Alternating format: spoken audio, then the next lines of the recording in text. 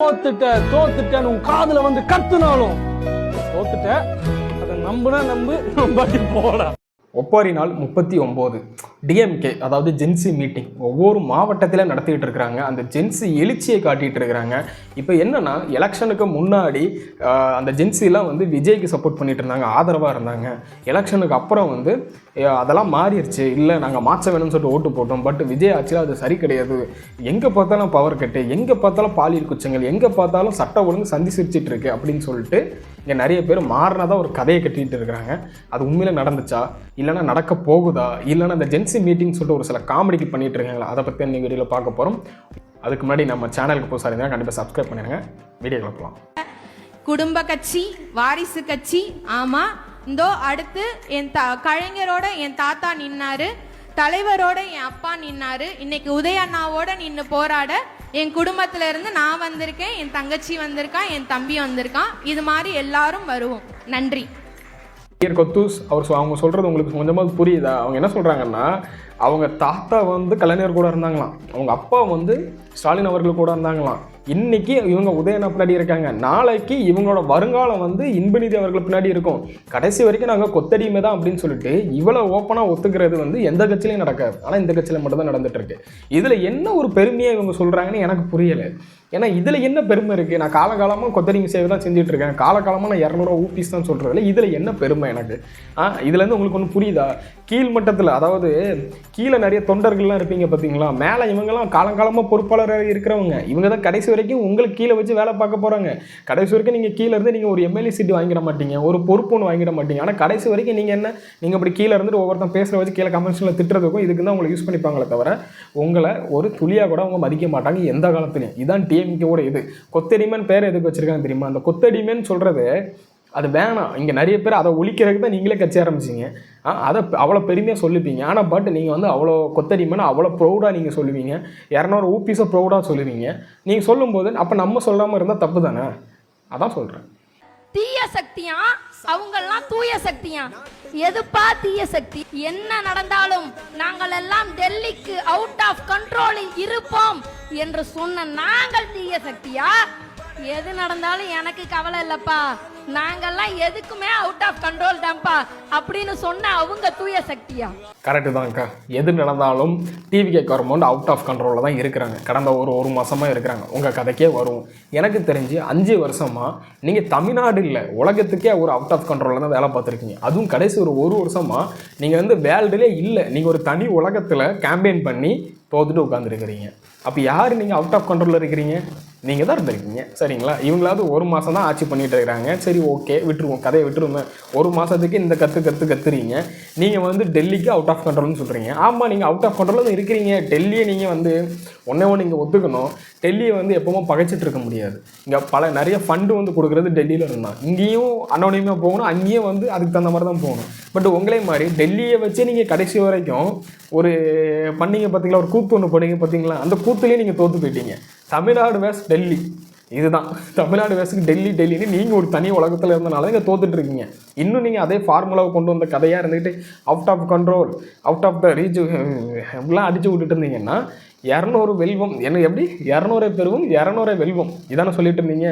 200 என்ன 20 வாய்ப்புகளும் இருக்குது. இந்த மாதிரி கொத்தடிமைகளை பேச விட்டுட்டு இருந்தீங்கன்னா புரிஞ்சு நடந்து ஜென்சி மீட்டிங் சொல்லிட்டு காமெடி மீட்டிங் நடத்திட்டு இருக்கிறீங்க. அதை தயவு செஞ்சு நிப்பாட்டுங்க. எல்லாரும் இருக்கலாம், ஆனா ரொம்ப நல்லவரா இருக்க கூடாது. எங்க கழக தலைவர் வந்து ரொம்ப நல்லவரா இருந்துட்டார். இந்த ரொம்ப நல்லவரா இருந்தார இப்படி ஏமாத்திட்டாங்களே, எங்களால சீரணிக்க முடியலையா, எங்களால சீரணிக்க முடியலையா. என் தலைவர் திரும்பி வருவார், நாங்க எல்லாரும் என் தலைவருக்கு தோளோட தோளா இருப்போம். எங்க தலைவர் மீண்டும் ஜெயிப்பாரு, மீண்டும் இந்த தமிழ்நாட்டு ஆளுவாருயா. அப்படி ஒரு தலைவர். அக்கா, நீங்கள் வந்து பெரியவங்க, உங்களால் ஜீரணிக்க முடியலன்னா தயவு செஞ்சு என்ன பண்ணுறீங்கன்னா இஞ்சி துவைச்சி குடிங்க. அதாவது எங்கள் வந்து வில்லேஜில் என்ன பண்ணுவாங்கன்னா, கிராமத்தில் என்ன பண்ணுவாங்கன்னா, ஜீரணிக்க முடியல, கொஞ்சம் வாய்வு அந்த மாதிரி பிரச்சனை இருக்குது, அந்த மாதிரி என்ன பண்ணுவாங்கன்னா இஞ்சி துவைச்சி கொடுப்பாங்க. குடிச்சிட்டு நாங்கள் ஏன் மாதிரி குடிச்சு பார்த்துருவோம், அடுத்த நாள் சரியாயிடும். அந்த மாதிரி அதாவது இஞ்சி துவைச்சி குடிங்க. அப்படின்னா ஜீரணிக்கன்னா அதுக்கு தான் சரியான ஒரு ஹெல்ப்ஃபுல்லாக இருக்கும்னு நினைக்கிறேன். நாட்டு மருத்துவமாக நம்ம ஊரில் நாட்டு மருத்துவம், அதுக்குன்னு அதை மோட்டிவேட் பண்ணல. உங்களுக்கு தெரியாத ஒன்றும் இல்லை, ஜீரணிக்க முடியும்னா ஹாஸ்பிட்டலில் போய் பாருங்கள், பார்த்துட்டு அதை சரி பண்ணுறதுக்கான வழியை பாருங்கள். நீங்கள் இப்படி பண்ணுறது எங்களுக்கு சிரிப்பாக இருக்குது. உங்களுக்கு ஜீரணிக்க முடியலையா, எங்களுக்கு எப்படி சிரிப்பை எங்களால் அடக்காமல் இருக்க முடியல. அவ்வளோ பெரிய நல்லவர் அப்படி இப்படின்னு பேசுகிறீங்கன்னா என்ன நல்லவர் எனக்கு புரியல. நல்லவர்னு சொல்கிறீங்களா, என்ன நல்லவர்? நம்மளுடைய சட்டமன்ற உறுப்பினர் மதிப்பிற்குரிய டிசி பெரியப்பாளுடைய மகன் அன்பு மகன் சுஜன் அவர்களும், மதிப்பிற்குரிய அண்ணன் நாடாளுமன்ற உறுப்பினர் முரசொலியனருடைய அன்பு மகன் ஆதவன் அவர்களும், இந்த 2 சகோதரர்களும் 3 மணி நேரமா உட்காந்துருக்காங்க. இப்போ சொல்லுங்க, கொள்கை வாரிசா நம்ம? கொள்கை வாரிசுக்கான இயக்கம் நம்ம. ஆகவே இந்த ரெண்டு பேர் மேல 2 பேரும் 3 மணி நேரமா உட்காந்து இங்க கொள்கை அரசியலை பார்த்துக்கிட்டு இருக்காங்க. இதுதான் திமுக, இதுதான் எங்களுடைய திராவிட கொள்கை வாரிசா? கொள்கை கூட்டம் சொன்னா கூட ஓகே, கொள்கை வாரிசுனா இப்படி ஏதாவது வச்சிருக்கீங்களா என்ன டிஎம்கேல? புரியல எனக்கு. கொள்கை வாரிசுன்னு சொல்லும் போச்சுல கொஞ்சம் வேற மாதிரிலாம் இருக்குது. எனக்கு தெரிஞ்சு அந்த ஜென்சி மீட்டிங்கில் கலந்து கொண்டதெல்லாம் யாருன்னு பார்த்தீங்கன்னா ஒவ்வொருத்தரும் அமைச்சரோட பையன், ஒரு பொறுப்பாளர்களோட பையன், பொண்ணு, இவங்க தான் ஜாயின் பண்ண மாதிரி தெரியுது. அவங்களே பாதி பேர் இங்கே டிவிக்கு தான் ஓட் போட்டிருப்பாங்க. உள்ளே துறந்தர் வேலை பார்க்குறக்கு உள்ளே வந்து உட்காந்துருக்காங்கன்னு நினைக்கிறேன். நல்லா விசாரிங்க, விசாரிச்சுட்டு உள்ளே அலோவ் பண்ணுங்க. அவனே கடைசியில் போட்டு அவனே அந்த மீட்டிங்கில் அட்டன் பண்ணியிருப்பான். எனக்கு தெரிஞ்சு அவனே ஒரு ட்ரோல் பண்ணியிருப்பான்னு நினைக்கிறேன். நல்லா விசாரித்து உள்ளே ஜாயின் பண்ணுறதுக்கு பாடுங்க. இல்லைனா 200 ஊபிஸ் அந்த 200 கொடுத்து கூட்டத்தை கூப்பிட்றீங்களான்னு தெரில. தயவு செஞ்சு சொல்கிறேன், இன்னும் நீங்கள் வந்து காமெடி பண்ணிட்டு இருக்காதீங்க.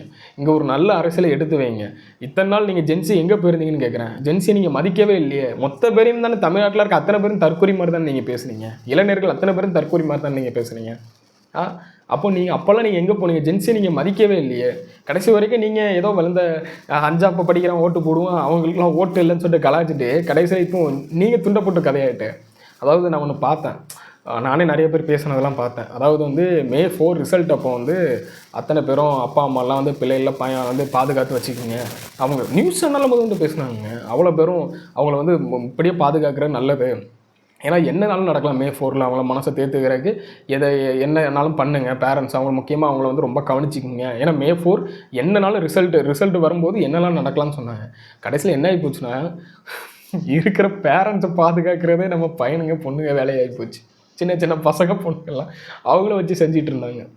இப்போ இருக்கிற பெற்றோர்களை பார்க்குற லெவலுக்கு ஆகிப்போச்சு. இன்னும் வரைக்கும் நீங்கள் வந்து அது என்னன்னு ஏற்றுக்கிறதுக்கு மனப்பான்மை கிடையாது. அதுக்கு பல என்ன பண்ணுறீங்கன்னா, இன்னும் நீங்கள் இன்ஸ்டாகிராமில் தோத்துட்டோம், சரியான காரணம் என்னென்னே உங்களால் இன்னும் கண்டுபிடிக்க முடியாமல் இருக்கிறீங்க. கூட்டணி கட்சி வேலை பார்க்கலன்னு சொல்கிறீங்க. மேபி இருக்கலாம், கூட்டணி கட்சியில் அதிகமாக கூட்டணி கட்சியில் டிஎம்கேக்கு மட்டும் இல்லை, ஏடிஎம்கேயும் வேலை பார்க்கலாம். சரி, நீங்கள் இதை பற்றி என்ன நினைக்கிறீங்க? இந்த ஜென்சி மீட்டிங் தேவையில்லாத அணியாக எனக்கு தோணுது. அதாவது இப்போ அது தேவையில்லாத அணியாக தான் எனக்கு தோணுது. ஏன்னா ஜென்சியால் ஜெயிச்சிட்டாங்க அப்படின்னு சொல்கிறாங்க. நீங்கள் ஒரு மீட்டிங் போட்டு இதெல்லாம் பண்ணுறது வந்து ஒரு காமெடி கூத்தாட்டமாக அவங்களுக்கு என்ன பேசலாம் என்ன பேசக்கூடாதுன்னு தெரியாமல் அவங்களும் ப்ரௌடாக கொத்துசுன்னு ஒத்துக்கிறாங்க, கொத்தடிமைன்னு ஒத்துக்கிறாங்க. கொத்தடிமையை ஒழிக்கிறது தானே நீங்கள்லாம் கட்சி ஆரம்பிச்சிங்க. உங்களோட கொள்கையில் அதையும் ஒன்று இருக்குல்ல. நீங்கள் எப்படி கொத்தடிமையாக இருக்கிறது வந்து நீங்கள் வந்து பெருமையாக சொல்கிறதுல எப்படி ஏற்றுக்கிறது? அப்போ உங்கள் கட்சி கொத்தடிமைக்கு வந்து முன்னுரிமை கொடுக்குதா? அப்படி தான் இருக்கணும்னு சொல்லிட்டு முன்னுரிமை கொடுக்குதா? மேபி இருக்கலாம். அது நீங்கள் தான் திருத்திக்கணும்.